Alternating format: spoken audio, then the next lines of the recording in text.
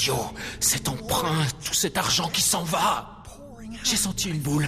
Je suis sûr que c'est un cancer. Où est-elle? Que fait-elle? Elle n'appelle jamais. Elle ne me donne jamais de nouvelles. Le stress. Un véritable enfer qui ronge notre esprit, perturbe notre sommeil et bouleverse notre équilibre. Il n'en a pourtant pas toujours été ainsi. Le stress avait autrefois une fonction utile. Pour un mammifère normal, le stress, c'est 3 minutes de terreur dans la savane. Après quoi, soit il s'en sort, soit il meurt. Mais tout a changé. Ce qui nous aidait autrefois à survivre est devenu le mal du siècle. Aujourd'hui, des découvertes scientifiques sur le terrain Touché. et en laboratoire prouvent que le stress n'est pas un état d'esprit, mais quelque chose de mesurable et surtout de dangereux. Ce n'est pas un concept abstrait, un problème qu'on peut remettre au lendemain. Il faut s'en soucier dès aujourd'hui. Là où on s'y attendrait le moins, le stress peut avoir des conséquences très néfastes. Le stress chronique peut avoir un effet aussi bête et méchant que de tuer certains de vos neurones. L'impact du stress se fait sentir au plus profond de nous. Il détériore notre cerveau, il épaissit notre taille et il fait même s'effilocher nos chromosomes. Voici le vrai visage d'un phénomène qui est à la fois un atout et un fléau.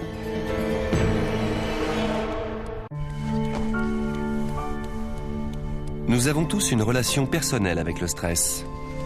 Mais rares sont ceux qui connaissent son fonctionnement ou comprennent comment les agressions de la vie moderne peuvent nous stresser au point de nous tuer.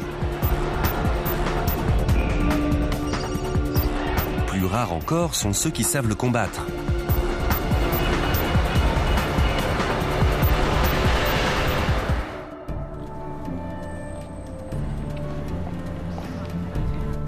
Depuis une trentaine d'années, Robert Sapolsky, neurobiologiste à l'université de Stanford en Californie, étudie le stress. Il analyse ses répercussions sur notre organisme et le lien entre le statut social et le degré d'exposition à ce mal. La plupart du temps, Robert Sapolsky enseigne et fait de la recherche dans le domaine exigeant des sciences du cerveau.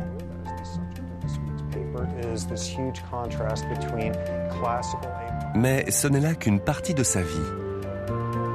Tous les ans, ou presque, pendant quelques semaines, le chercheur transporte son laboratoire à 14 000 km de là, dans les plaines du Masai Mara, au Kenya.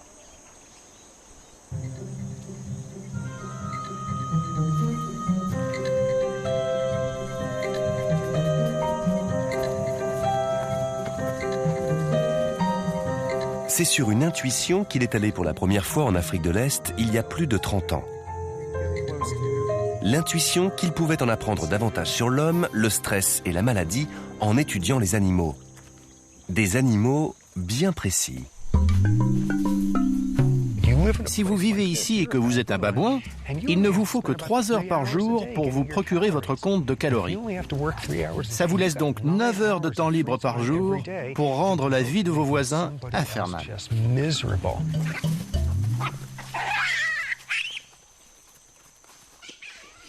Ils ne sont pas stressés parce que les lions les pourchassent. Ils sont stressés les uns par les autres, par des tensions socio-psychologiques qu'ils ont eux-mêmes inventées, ce qui fait d'eux le modèle idéal pour les maladies occidentales liées au stress.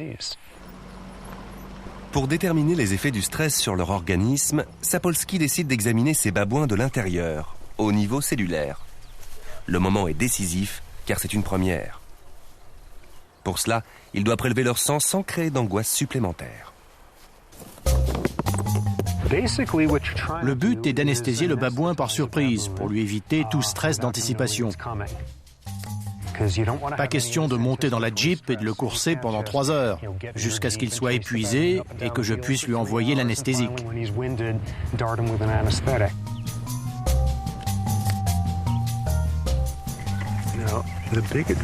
Le gros avantage de la sarbacane, c'est que c'est silencieux et qu'il n'y a pas tout un tas d'éléments mobiles autour. Mais l'inconvénient, c'est que la portée n'est pas très grande.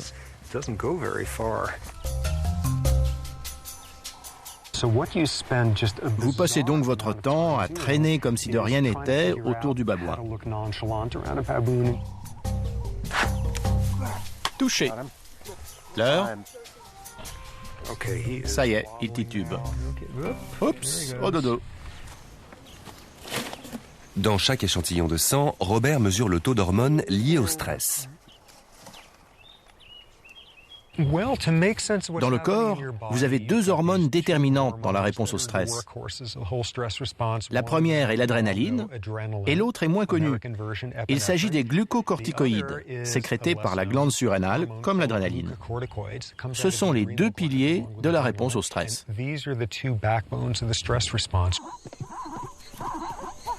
Cette réponse au stress et ces deux hormones sont cruciales pour la survie.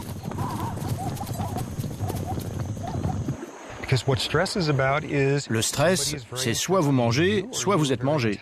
C'est donc toujours une situation de crise. Quand on cherche à sauver sa vie, les fonctions essentielles prennent le dessus. Les poumons s'emballent pour envoyer d'énormes quantités d'oxygène dans le sang. Le cœur s'accélère pour transporter cet oxygène à travers le corps et permettre aux muscles de réagir instantanément. Votre tension artérielle doit augmenter pour fournir cette énergie. Oubliez tout le reste. Croissance, reproduction. C'est pas le moment d'ovuler si votre vie est en jeu. Vous ferez ça après, s'il y a un après. Une fois que le zèbre a réussi à s'échapper, sa réaction au stress s'arrête. L'homme, lui, est incapable de trouver le bouton d'arrêt. On déclenche cette même réaction pour des raisons purement psychologiques. Incapables de rester zen dans les embouteillages de la vie quotidienne, nous macérons dans un bain d'hormones corrosives. Malgré l'absence de danger mortel, notre respiration s'accélère, notre cœur bat à toute vitesse, nos muscles se contractent. Au bout d'un moment, la réponse au stress est plus dommageable que le facteur déclencheur, qui peut être une broutille. Le stress est une manière pour le corps de faire face à un défi, qu'il soit potentiellement mortel, insignifiant ou juste ludique. Un bon niveau de stress est stimulant. Le but n'est pas d'éliminer le stress, mais d'avoir le bon type de stress. Parce que celui-là, on l'adore.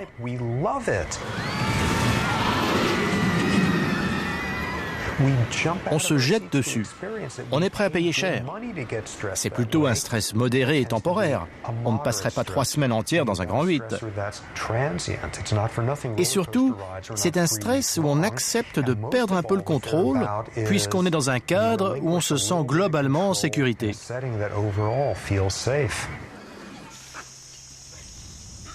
Mais dans la vie réelle, pour les primates que nous sommes comme pour les babouins de Robert Sapolsky, la perte de contrôle n'est pas un choix.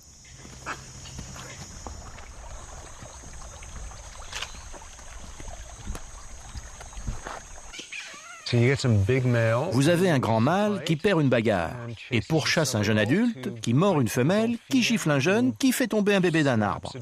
Tout ça en 15 secondes.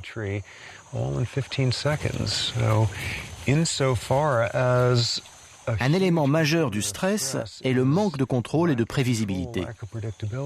Vous êtes là, tranquille, en train de regarder un zèbre, c'est un autre qui est de mauvaise humeur, et pourtant c'est sur votre pomme que ça retombe.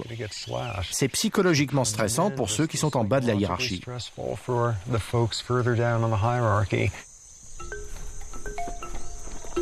L'une des premières découvertes du chercheur a été l'existence d'un lien entre le stress et la position hiérarchique des babouins. Certaines troupes de babouins comptent plus de 100 individus. Comme nous, ces singes ont développé de gros cerveaux pour gérer les complexités d'une société étendue. La survie repose sur une sorte d'art babouin de la politique, où les mâles les plus rusés et les plus agressifs arrivent au sommet et bénéficient de tous les avantages.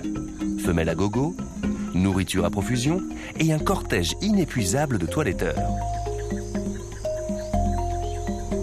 Chaque mâle sait quelle est sa place dans la société, qui peut le torturer, qui il peut torturer, et qui sa victime peut à son tour torturer.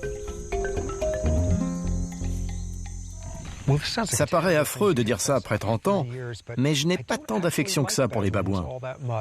Il y en a eu certains que j'ai beaucoup aimés, mais dans l'ensemble, ce sont des sales types. Ils cachent leur jeu, ils sont sadiques, ils sont ignobles les uns avec les autres, et donc parfaits pour mes recherches. Je ne suis pas là pour communier avec eux, mais pour les étudier.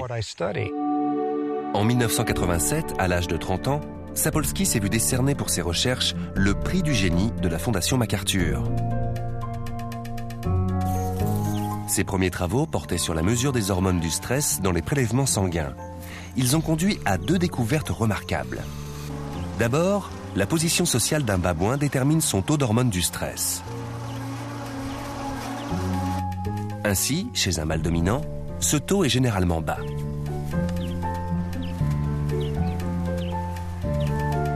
Il est bien plus important chez un mâle dominé.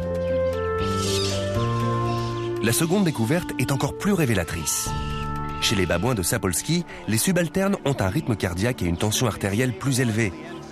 C'est la première fois qu'on établissait un lien entre le stress et l'état de santé des primates à l'état sauvage. En gros, si vous êtes un babouin stressé et en mauvaise santé, vous avez une tension élevée, un taux important d'hormones du stress, un système immunitaire affaibli, un système reproducteur plus susceptible de se détraquer, et la chimie de votre cerveau présente des similitudes avec celle d'un humain dépressif. Tout ça n'annonce pas une vieillesse longue et heureuse.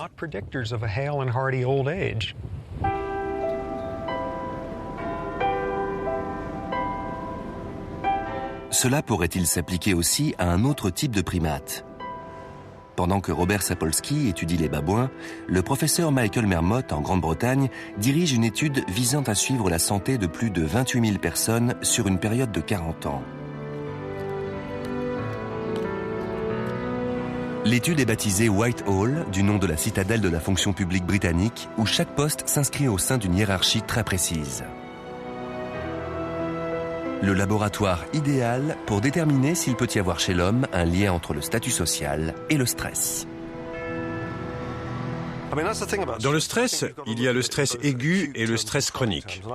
Je subis un stress chronique dans cette organisation parce que je ne suis pas à la bonne place.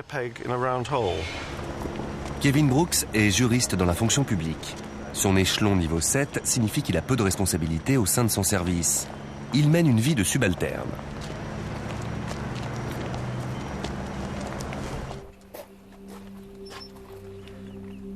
Sarah Woodall est également fonctionnaire. Mais contrairement à Kevin, elle occupe un poste important. J'ai environ 160 personnes sous mes ordres, directement ou indirectement. J'apprécie beaucoup mon travail dans la fonction publique. C'est un environnement dynamique et passionnant. J'aime travailler avec beaucoup de gens. J'adore mon métier. Ces appréciations très différentes mettent en lumière l'une des découvertes les plus étonnantes de l'étude Whitehall. D'abord, elle a montré que plus vous êtes bas dans la hiérarchie, plus le risque de maladie, surtout cardiaque, est grand.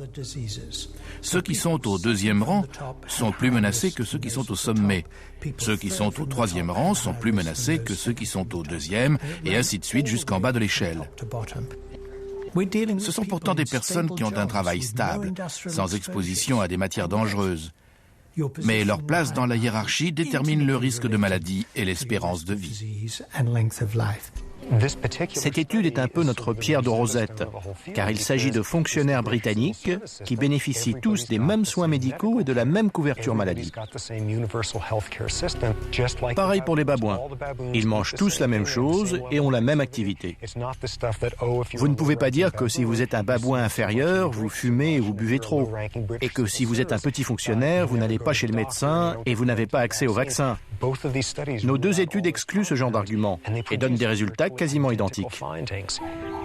Chez les 2 types de primates, certains vivent des histoires difficiles aux conséquences potentiellement mortelles.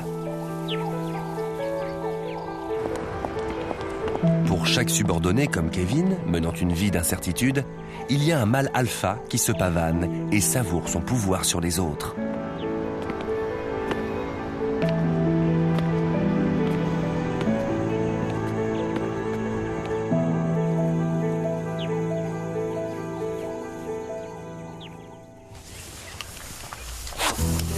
Tu l'as eu. 12h46. Vous voyez la fléchette? Oui, moi je la vois. À votre avis, lequel est le plus haut placé? Le nôtre. Oui.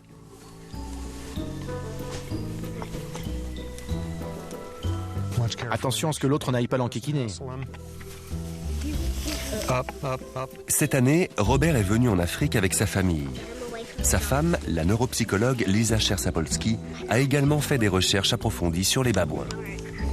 Et pour la première fois, ils ont emmené leurs enfants, Benjamin et Rachel.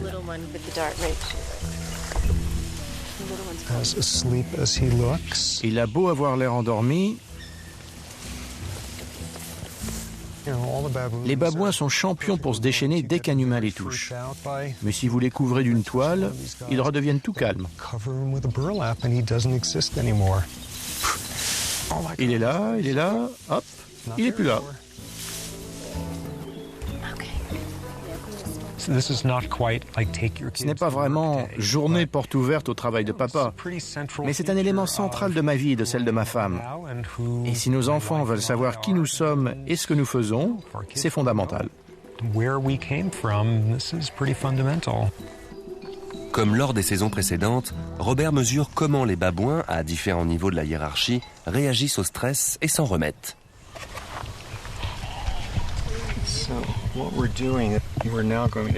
Bon, maintenant, on va lui injecter des doses croissantes d'adrénaline.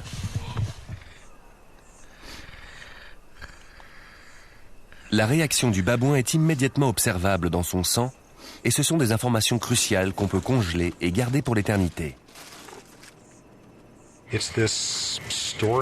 C'est comme un réservoir de connaissances. J'ai 30 ans de prélèvements sanguins congelés. On ne sait jamais quand on va découvrir une nouvelle hormone ou autre chose. Et à ce moment-là, on pourra ressortir des échantillons de l'époque où Carter était président.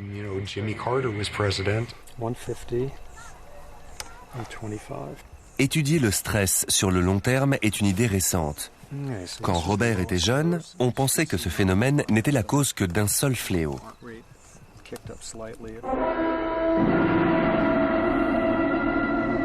Those stomach pains that you talk about, the gnawing, the burning, those are obvious symptoms of gastric ulcer. Il y a 30 ans, à quoi pensait-on quand on parlait de stress? Aux ulcères. Stress égale ulcère. Ça a été la première maladie liée au stress découverte il y a 70 ans. What I want you to do is to work on your attitude. My attitude? That's right. Ulcers breed on the wrong kind of feelings. You've got to be honest with yourself about the way you feel about things. Finding a new doctor sounds like a better answer to me. Le lien entre le stress et les ulcères est resté une certitude jusqu'au début des années 80, jusqu'à ce que les chercheurs australiens établissent que la principale cause des ulcères était une bactérie. Ça a été une révolution. Rien à voir avec le stress, c'est une bactérie. Je parierais que la moitié des gastro-entérologues de la planète sont sortis faire la fête ce soir-là. Plus jamais ils n'auraient à demander à leurs patients, les yeux dans les yeux, « Alors, dites-moi, vous êtes stressé ?» Rien à voir avec le stress, ça vient d'une bactérie. Le traitement ne passait donc plus par la gestion du stress. Un simple comprimé suffisait. C'était une avancée décisive. Le stress n'était pas la cause des ulcères. Affaire classée. Mais quelques années plus tard, les chercheurs ont fait une nouvelle découverte. Cette bactérie responsable des ulcères n'avait rien d'exceptionnel. En fait, près des 2/3 de la population mondiale en était porteur, mais seule une minorité développait un ulcère. Comment l'expliquer? Les recherches montrent qu'en situation de stress, le corps désactive tous les systèmes non essentiels, y compris le système immunitaire. Et la mise en veille du système immunitaire permet aux bactéries présentes dans l'estomac de s'en donner à cœur joie. Le stress anéantit la capacité du corps à réparer la paroi stomacale quand elle se décompose sous l'effet de la bactérie. Le stress peut donc bel et bien provoquer un ulcère, car il perturbe la capacité du corps à cicatriser. Si le stress affaiblit le système immunitaire, de quels autres ravages est-il capable? Une partie de la réponse nous est donnée par des macaques en captivité près de Winston-Salem, en Caroline du Nord. Les gens voient le stress comme quelque chose qui les empêche de dormir ou les fait crier sur leurs enfants. Mais si vous me demandez ce que c'est, je vous répondrai, cette grosse plaque sur cette artère, c'est ça le stress. Depuis 20 ans, le professeur Carol Shively étudie les artères des macaques. Comme les babouins et les fonctionnaires britanniques, ces primates s'organisent selon des groupes clairement hiérarchisés et se soumettent mutuellement à un stress social.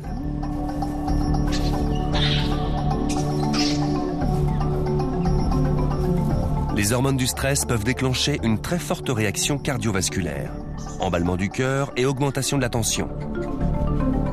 Si le stress est fonction du rang social, le système cardiovasculaire du chef macaque est-il différent de celui d'un subalterne ?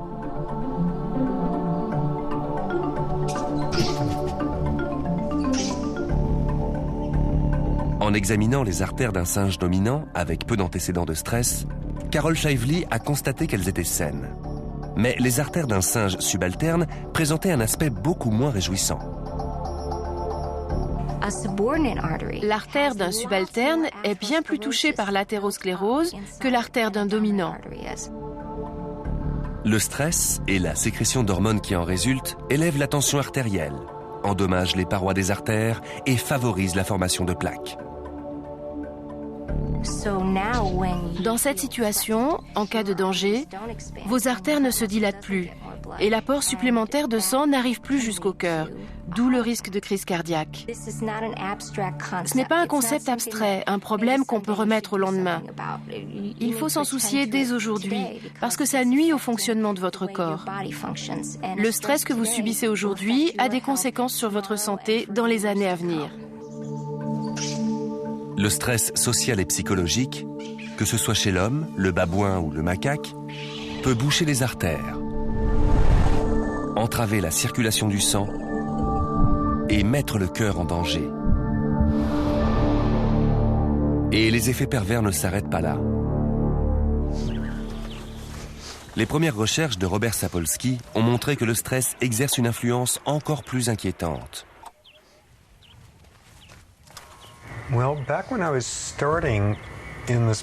Quand j'ai commencé, je me suis surtout penché sur une idée qui paraissait totalement saugrenue à l'époque, à savoir que le stress et l'exposition chronique aux glucocorticoïdes pouvaient avoir un effet aussi bête et méchant que de tuer certains de vos neurones.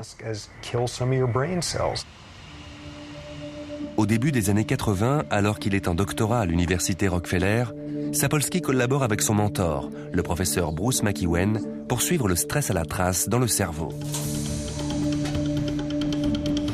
Les deux hommes soumettent des rats à un stress chronique, puis examinent leurs neurones. Ils font alors une découverte stupéfiante.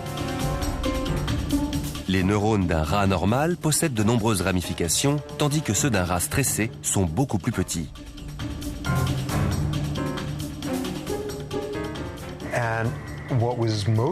Le plus intéressant, c'était la région du cerveau où ça se passait, l'hippocampe. Le b.a.-ba de la biologie depuis 5000 ans, c'est que l'hippocampe est le centre de l'apprentissage et de la mémoire. Chez ces rats, le stress a atrophié la zone du cerveau liée à la mémoire.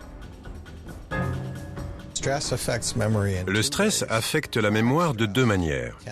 Le stress chronique peut modifier les circuits cérébraux et faire perdre la capacité à se souvenir de certaines choses. Un stress aigu peut avoir un autre effet. On dit souvent que le stress rend idiot.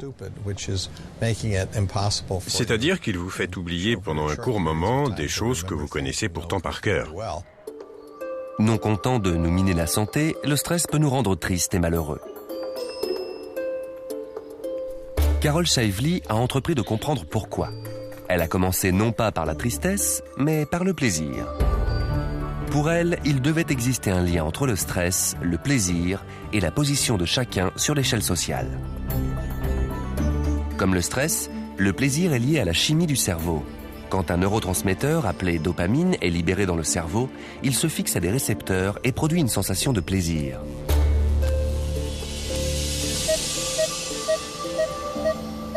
Shively s'est servi d'un scanner très sophistiqué pour examiner le cerveau d'un primate non stressé, notre chef primate. On voit que le cerveau est très lumineux, car il y a beaucoup de dopamine dans cette zone impliquée dans la sensation de récompense et de plaisir. Elle a ensuite examiné le cerveau d'un subalterne. On a découvert que les cerveaux des singes subalternes sont très peu lumineux, parce qu'il y a bien moins de dopamine qui se fixe au récepteur. Pourquoi? Que se passe-t-il dans cette zone? Quand vous avez moins de dopamine, tout ce qui devrait normalement vous procurer du plaisir est moins agréable. Le soleil brille moins, l'herbe est moins verte, les aliments ont moins de goût. Ça vient du fonctionnement de votre cerveau. Et s'il fonctionne comme ça, c'est parce que vous vous sentez socialement inférieur. Il y a le fait d'être socialement inférieur, la réalité. Et il y a un facteur encore plus important qui n'est pas d'être inférieur aux pauvres, mais de se sentir inférieur aux pauvres. Et la meilleure façon pour la société de vous donner ce sentiment, c'est de vous agiter constamment sous le nez ce que vous n'avez pas. Il suffit de traverser la ville de Richmond en Californie pour constater les disparités sociales. Voici le trajet qu'effectue quotidiennement le cardiologue Jeffrey Ritterman. On peut en apprendre beaucoup sur le stress et la santé en allant voir différents quartiers. Dans ce quartier, l'espérance de vie est élevée. La plupart des habitants sont en bonne santé. Mais à mesure qu'on approche de la colline, le cadre commence à devenir un peu moins privilégié. Progressivement, la position sociale des habitants baisse et parallèlement à ça, leur état de santé se dégrade.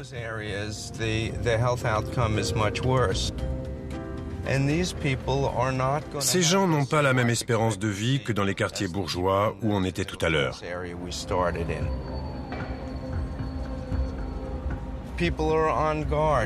Les gens sont sur leur garde, en alerte. Ils mènent une vie plus stressante. Ils ont un taux élevé d'hormones du stress et avec le temps, ça finit par laisser des traces. L'un des patients du Dr Ritterman est Emmanuel Johnson, 65 ans. Son métier, éducateur dans l'un des quartiers les plus dangereux d'Amérique. L'année dernière, il y a eu 47 homicides. Et depuis 4 jours, on a eu 11 fusillades, dont 3 mortelles. Et 9 fois sur 10, c'est un proche ou quelqu'un que les enfants connaissent. Pour Emmanuel Johnson, l'exposition chronique au stress a un prix. Il y a 5 ans, j'ai fait une crise cardiaque. Et en plus, je suis diabétique. Je dois faire tout le temps attention.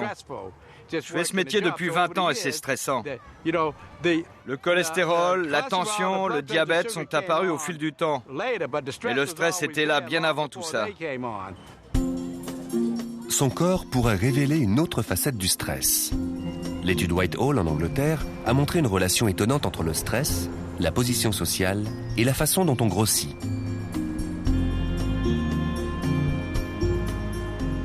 Ce n'est pas seulement le fait de prendre du poids, mais aussi la répartition de ce poids. L'accumulation de la graisse autour de la taille est en rapport avec la position dans la hiérarchie, qui est à son tour liée au stress chronique. On s'est demandé si c'était pareil pour les singes, parce qu'eux aussi ont une organisation hiérarchique. Et il s'est avéré que oui.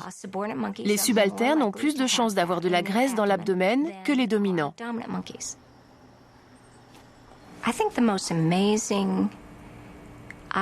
L'observation la plus étonnante que j'ai faite dans mon labo est que le stress peut effectivement changer la manière dont on grossit.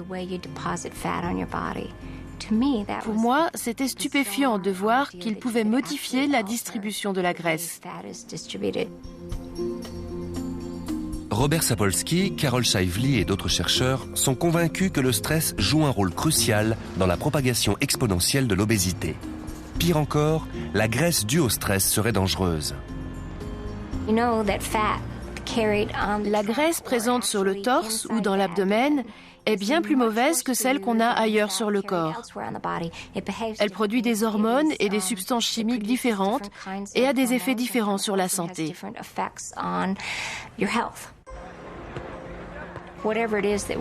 Tout ce qui est bénéfique à la réduction du stress doit être mis en valeur. Le problème de notre société, c'est qu'on n'insiste pas sur la réduction du stress. Au contraire, on est en admiration devant quelqu'un qui peut faire pas seulement 2, mais 5 choses à la fois. On s'extasie. Il fait comment? Mais c'est un mode de vie très stressant. Nous devons modifier nos valeurs et donner en exemple les gens qui comprennent l'importance d'une vie équilibrée et sereine.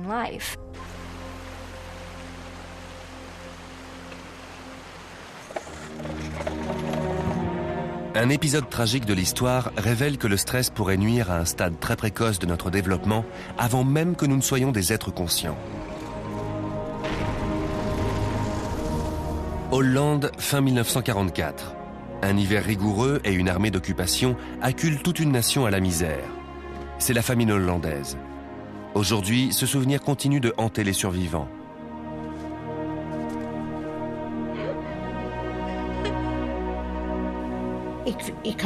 Je n'avais rien. Je ne pouvais plus nourrir mon fils. J'étais tellement malade. Et quand vous devez en plus vous occuper d'un enfant,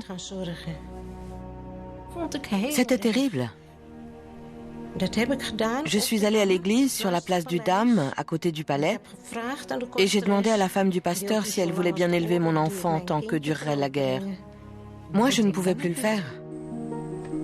La chercheuse néerlandaise Tessa Rosboom a entendu beaucoup de ces récits dramatiques. Avec son équipe, elle a voulu savoir si cette famine avait eu des effets durables. Puisque le corps réagit à la famine de la même manière qu'il réagit à d'autres facteurs de stress, elle a cherché à déterminer si les fœtus des femmes enceintes pendant cette période difficile pouvaient avoir été affectés.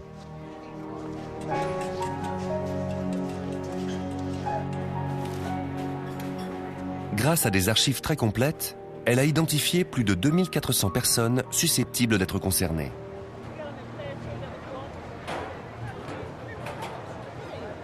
Elle a pu ainsi analyser les données portant sur les enfants nés pendant et après la famine. La conclusion est surprenante.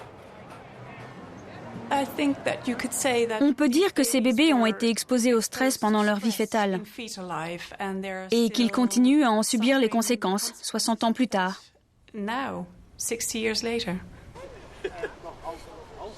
Bon nombre de ces enfants sont toujours en vie et ils ont tous la soixantaine. Beaucoup portent en eux l'empreinte de la guerre. On a constaté que les bébés conçus pendant la famine ont un risque cardiovasculaire accru, plus de mauvais cholestérol, ils sont plus sensibles au stress et généralement en moins bonne santé que ceux nés avant la famine ou conçus après.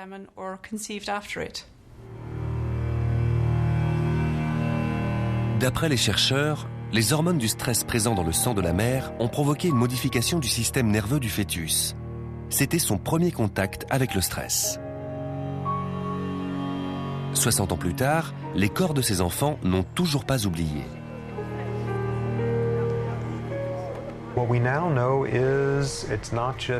On sait maintenant qu'il n'y a pas que le stockage des cellules graisseuses qui est touché par ce genre d'événement, mais aussi la chimie du cerveau, la capacité à apprendre à l'âge adulte, à réagir au stress de manière adaptée, la tendance à la dépression et aux troubles psychiatriques, un autre domaine où l'exposition précoce au stress peut laisser une empreinte très négative.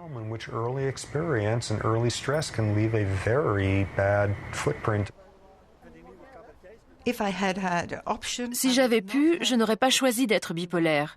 Mais maintenant que je le suis, je dois vivre avec. Ça m'est difficile d'être souple. Je me mets en colère très vite. La famine hollandaise montre que l'expérience sensible commence bien avant la naissance et qu'un environnement hostile peut laisser des cicatrices pour la vie.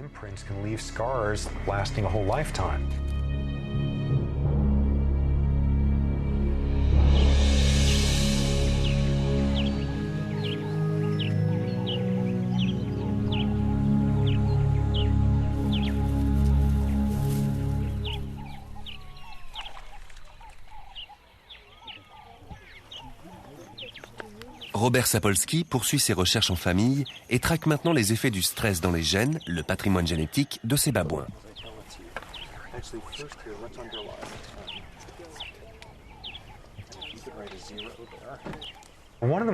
Une nouvelle direction très intéressante est de descendre à un niveau élémentaire, celui du fonctionnement des cellules et des gènes.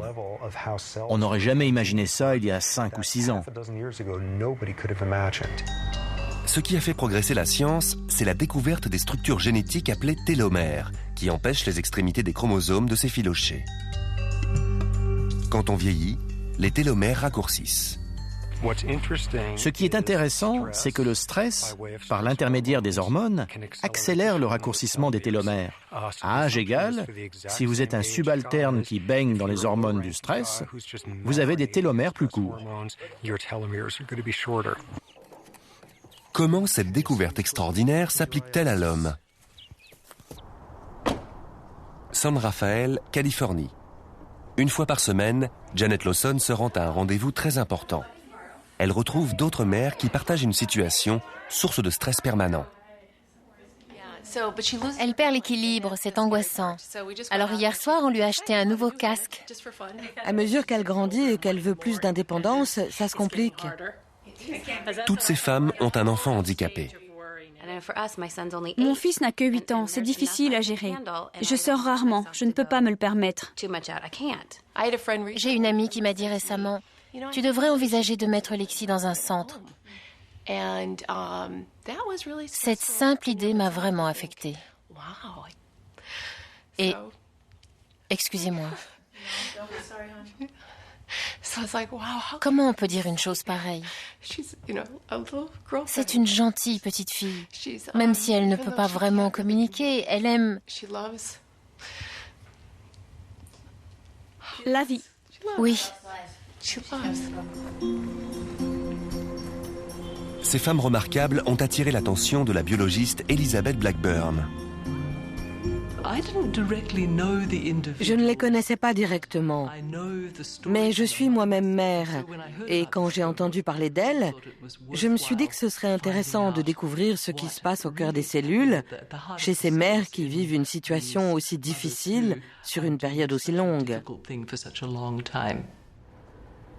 Elizabeth Blackburn est une spécialiste de l'étude des télomères. Nous avons 46 chromosomes qui sont couverts à chaque extrémité par un télomère.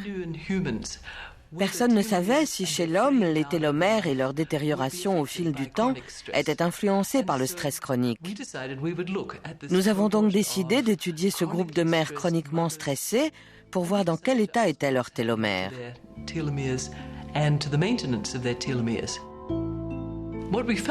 Nous avons constaté que la longueur des télomères est directement liée au niveau de stress et au nombre d'années pendant lesquelles on y est soumis. Ces mères ont aussi été étudiées par une collègue d'Elizabeth Blackburn, la psychologue Elissa Apple. Les mères de jeunes enfants sont très stressées. Elles mènent souvent plusieurs tâches de front, comme le travail et l'éducation des enfants. Et souvent, elles n'ont pas le temps de s'occuper d'elles-mêmes. Ajoutez à ça la charge supplémentaire que représente un enfant handicapé, ça peut devenir écrasant et mettre à rude épreuve toutes leurs ressources intérieures. Et ces femmes qui sont stressées meurent généralement plus tôt. Elles présentent des télomères plus courts et une activité réduite de la télomérase. En gros, pour chaque année passée à vous occuper d'un enfant chroniquement malade, vous vieillissez de 6 ans. C'est bien réel. Il s'agit d'un réel vieillissement médical dont on peut établir qu'il est provoqué par un stress chronique. Il existe cependant une lueur d'espoir. Elizabeth Blackburn a participé à la découverte de la télomérase, une enzyme capable de réparer les dégâts du stress. C'est ce que j'appelle la menace de l'espoir. Les premières indications suggèrent qu'une réunion comme celle-ci pourrait être bénéfique pour la santé, car elle stimule les effets réparateurs de la télomérase. Et rire. Oui. Sans rire, on ne pourrait pas tenir. Je me rends compte que l'humour est important. On a un certain humour noir par rapport à nos enfants, qu'on est les seuls à pouvoir apprécier et à comprendre. Et on est même les seuls à avoir le droit d'en rire. L'une des questions est de savoir quels sont les ingrédients qui réduisent le stress et favorisent la longévité. La compassion, le fait de se soucier des autres, pourrait compter parmi les facteurs les plus importants susceptibles de favoriser la longévité, d'accroître l'activité de la télomérase et de faire que nos cellules se régénèrent.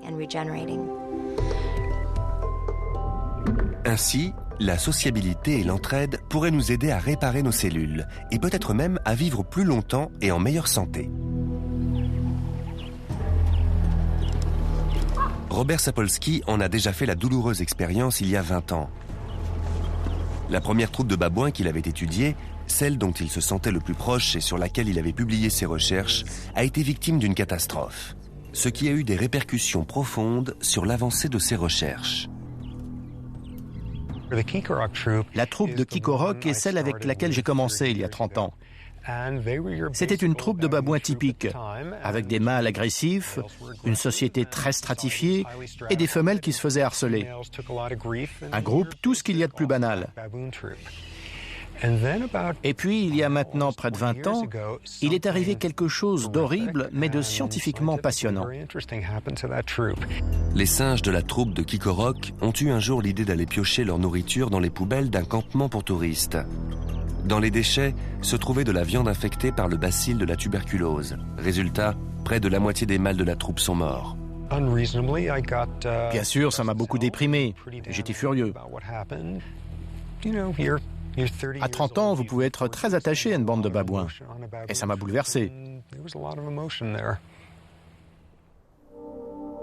Pour Robert, ce sont 10 ans de recherche qui semblent perdus. Mais il remarque alors que ceux qui sont morts sont les mâles. Ils avaient mangé la viande infectée sans en laisser aux autres. Ce n'était pas aléatoire. Les mâles les plus agressifs, qui n'étaient pas très sociables, ne passaient pas beaucoup de temps à se toiletter et à traîner avec les autres. Voilà les mâles qui sont morts.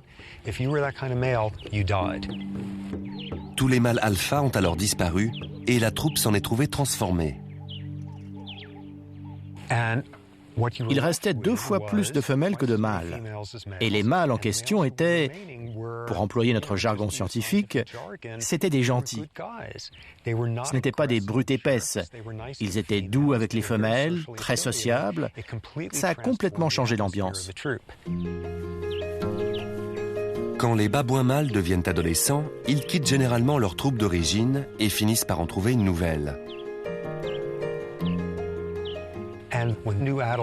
Et quand des adolescents rejoignaient la troupe, ils arrivaient en roulant des mécaniques, comme tous les adolescents de la Terre. Et il leur fallait 6 mois pour apprendre que dans cette troupe, on ne se comportait pas comme ça. On n'était pas agressif, on passait du temps à se toiletter, les mâles étaient doux les uns envers les autres, on ne passait pas ses nerfs sur les femelles. Il fallait aux nouveaux venus environ 6 mois pour assimiler ce comportement. Cette troupe se caractérisait par un niveau d'agressivité très bas et une sociabilité élevée. Et c'est toujours le cas 20 ans plus tard. Cet épisode malheureux a donc enseigné à Robert une leçon fondamentale. Pas seulement sur les cellules, mais sur l'impact que peut avoir l'absence de stress sur la société. Est-ce que ces babouins ont des problèmes d'hypertension? Non.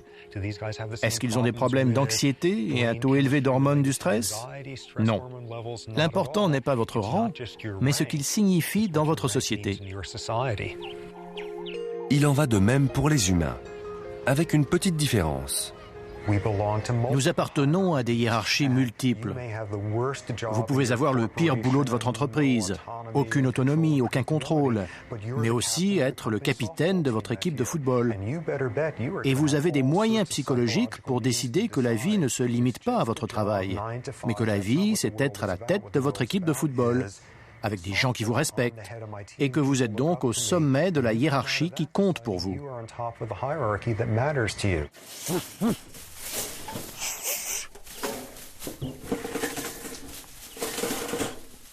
Et voilà.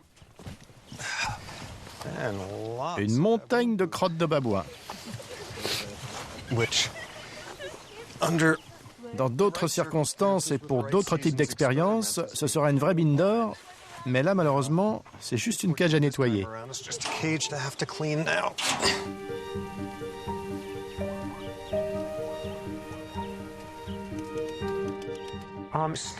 J'étudie le stress depuis 30 ans et je me permets de dire aux gens comment ils devraient vivre. Donc je devrais avoir assimilé tout ça.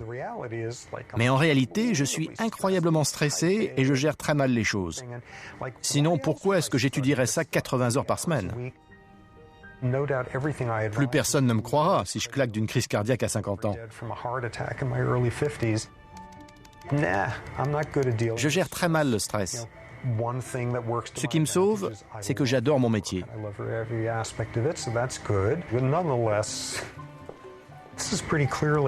Mais il est évident que l'université est très différente de la savane africaine. Ici, on peut faire des recherches plus intéressantes sur certains plans, on peut prendre des douches chaudes quand on veut. C'est un monde plus varié. Mais il y a beaucoup de choses du terrain qui me manquent.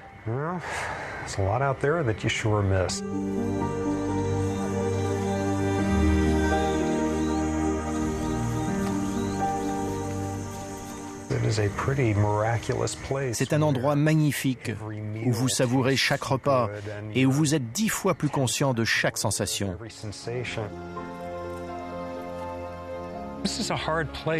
On ne peut pas venir ici chaque année sans acquérir un métabolisme et un tempérament très différents. Je suis plus extraverti, je suis plus heureux. C'est difficile de ne pas être heureux ici.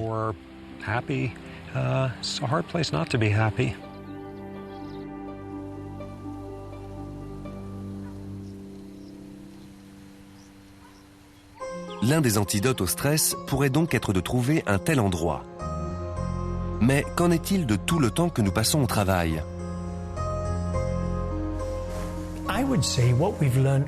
Pour moi, ce que nous avons tiré de l'étude Whitehall et de l'étude des primates, c'est que les conditions de vie et de travail sont primordiales pour leur santé. Sarah Woodall, notre haut fonctionnaire, a un pouvoir de contrôle sur sa vie. Je ne pense pas souffrir de stress. Je ne travaille pas 100 heures par semaine. Je contrôle ma charge de travail pour être sûre de rester productive à long terme. Le contrôle dépend au bout du compte de votre place dans la hiérarchie professionnelle.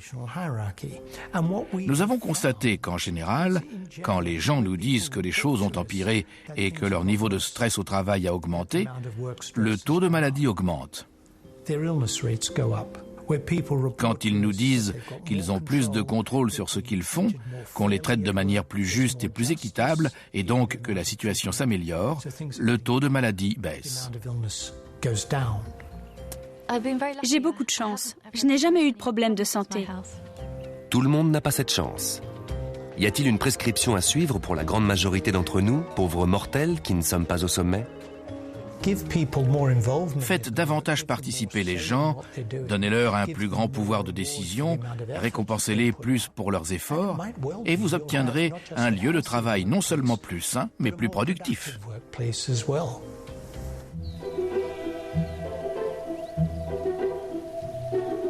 Qui aurait imaginé que les babouins de Robert Sapolsky nous montreraient la voie vers un monde de sérénité ? Cela paraîtra peut-être un peu bizarre, mais je pense que nous essayons de créer une société meilleure. Les études sur les babouins, comme sur les fonctionnaires britanniques, montrent comment on peut créer une société qui permet à chacun de s'épanouir. Et c'est vers ça qu'on tend, vers la création d'une société meilleure qui favorise l'épanouissement de l'homme.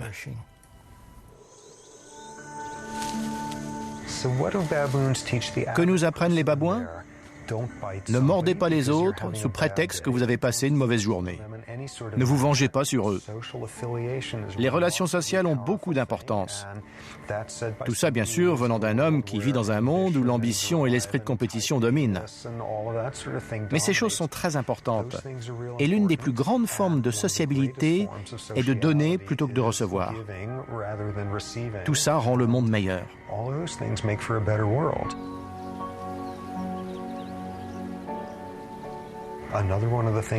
Les babouins nous apprennent aussi que si eux sont capables en une génération de transformer un système social qui paraissait immuable, nous ne pouvons pas rester les bras croisés en invoquant que les relations humaines ne peuvent pas changer.